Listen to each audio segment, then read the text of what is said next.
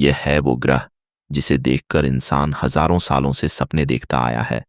और सबसे क्रेजी बात यह है कि अगले 10 से 20 सालों में हम में से कोई भी इस ग्रह पर कदम रख सकता है। जी हाँ, मैं बात कर रहा हूं मंगल ग्रह की, जिसे हम मार्स भी बुलाते हैं। अब आप सोच रहे होंगे कि भाई पृथ्वी तो है ही, इतनी खूबसूरत, तो फिर मंगल पर जाने की जरूरत क्या है? वेल, यही सवाल मैंने भी खुद से पूछा था, और जब मुझे इसका जवाब मिला तो मेरा दिमाग हिल गया था। देखो, एक बहुत ही डरावनी सच्चाई है जो हम सबको समझनी चाहिए, और वो ये है कि पृथ्वी हमेशा सेफ नहीं रहेगी। 6.6 करोड़ साल पहले एक एस्टेरॉयड ने पूरी की पूरी डायनासोर स्पीशीज को खत्म कर दिया था, सिर्फ एक टक्कर में।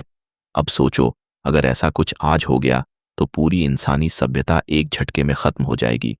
और इसीलिए दुनिया के सबसे बड़े साइंटिस्ट और विजनरीज कह रहे हैं कि इंसानों को मल्टीप्लरी स्पीशीज बनना होगा, यानी कि एक से ज्यादा ग्रहों पर रहना होगा, वरना हमारा भविष्य बहुत ही रिस्की है।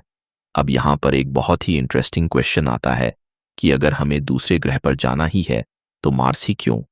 देखो, हमारे सोलर सिस्टम में 8 प्लैनेट्स हैं, और इनमें से ज्यादातर या तो बहुत ज्यादा गर्म है, या बहुत ज्यादा ठंडे हैं, या फिर इनके पास सॉलिड सरफेस ही नहीं है, जैसे जुपिटर और सैटर्न जो कि गैस जॉइंट्स हैं। अब वीनस को देखो, जो हमारा सबसे करीबी पड़ोसी है, तो वहाँ का टेम्परेचर 450 डिग्री सेल्सियस है, जो कि इतना गर्म है कि लेड भी पिघल जाए, और एटमॉस्फेयर में सल्फ्यूरिक एसिड के बादल हैं जो किसी भी चीज को डिसॉल्व कर देंगे। तो बेसिकली वीनस पर जाना मतलब इंस्टेंट डेथ है। अब मार्स की बात करें तो यह हमारी पृथ्वी से बहुत सारी चीजों में मिलता जुलता है। मार्स पर एक दिन 24 घंटे 37 मिनट का होता है, जो ऑलमोस्ट पृथ्वी जैसा ही है। वहां पर सीजन्स भी आते हैं जैसे यहाँ आते हैं। मार्स की सरफेस सॉलिड है, जिस पर हम चल सकते हैं और बिल्डिंग्स बना सकते हैं। वहां पर पानी भी है, बर्फ के रूप में पोल्स पर और जमीन के अंदर। और सबसे इंपॉर्टेंट बात यह है कि मार्स हमसे रिलेटिवली पास भी है, करीब 22.5 करोड़ किलोमीटर की दूरी पर एवरेज में।